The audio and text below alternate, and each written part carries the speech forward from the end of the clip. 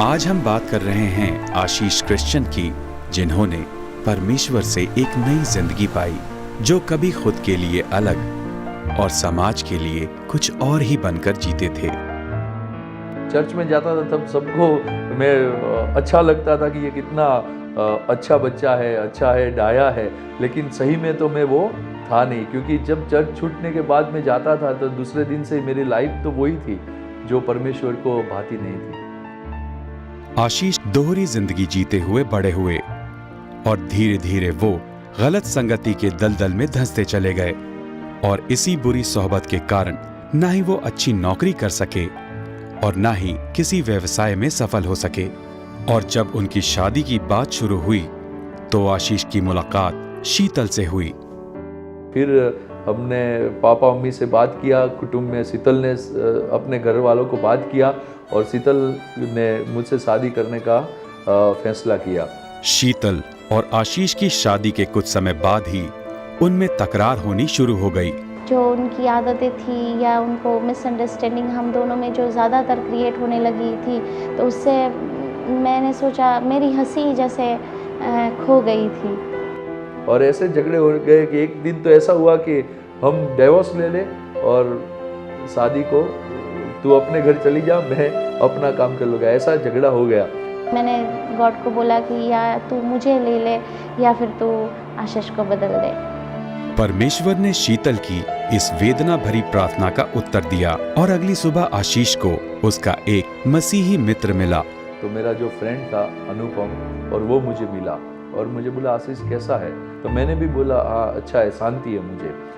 दूसरी बार उसने ऐसा पूछा तब मैं एकदम गुस्से में आ गया और बोला कि देख मुझे शांति नहीं है, मेरे लाइफ में काफ़ी परेशानी आ चुकी है, मेरा ये बिजनेस चला गया, मैं सेटअप था सब बिखर गया है, बर्बाद हो चुका हूँ और मुझे अच्छी बीवी मिली है लेकिन मैं उसके साथ भी ठीक से नहीं रह पा रहा हूँ, हमारे दोनों में भी झगड़े हैं। आशीष के मित्र ने बर्बादी की तरफ बढ़ रही उनकी जिंदगी के बारे में सुनकर उनको एक प्रार्थना सभा में आने को कहा और वहां पर आशीष के साथ कुछ अद्भुत घटा।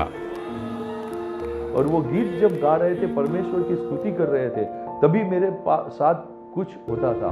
वो ऐसा होता था कि कोई आता था और बस मुझे मेरे सीन की जो पटरी है वो मेरी आंखों के सामने आती थी। जो मैंने जो पाप किया फटाफट मेरे आसपास घूमते थे और एक तरफ मुझे परमेश्वर का प्यार नजर आता था।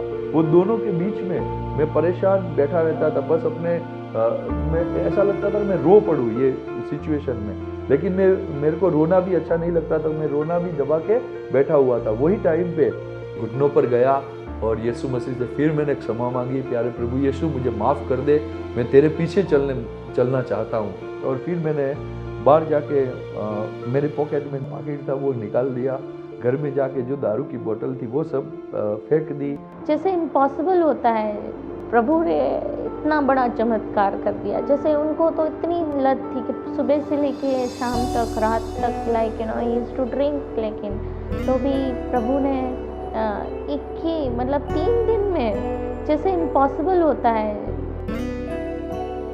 सच में इम्पॉसिबल को पॉसिबल करती हैं प्रभु की राहें, जिस पर चलकर आज आशीष होली रिडीमर स्कूल के मैनेजिंग ट्रस्टी हैं और शीतल क्रिश्चियन उसी स्कूल के प्रिंसिपल।